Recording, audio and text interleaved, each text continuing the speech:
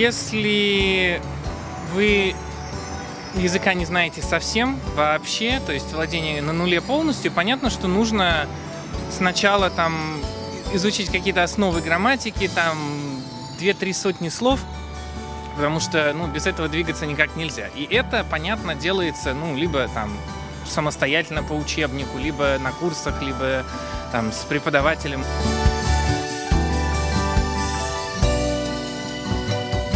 Если есть вокруг люди, хоть какие-то где-то родственники, коллеги, с которыми можно говорить, это самое главное.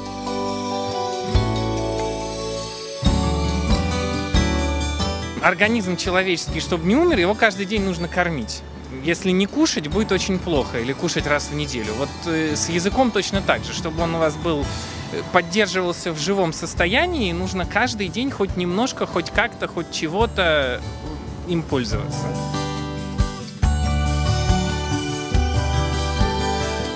Очень хорошо, если будут люди, которые вас будут поправлять. И они будут не стесняться, и вы не будете стесняться просить. Вот если я что-то сказал криво, неправильно, так не говорят, скажите. Вот говорят не так, а вот так.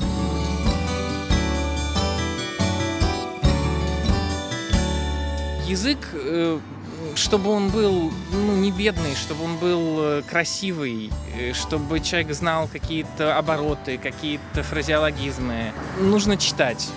Читать классиков, писателей, у которых все это встречается, и не обязательно даже там как-то выписывать себе в блокнотик, а просто вот ты читаешь, и это в голове откладывается.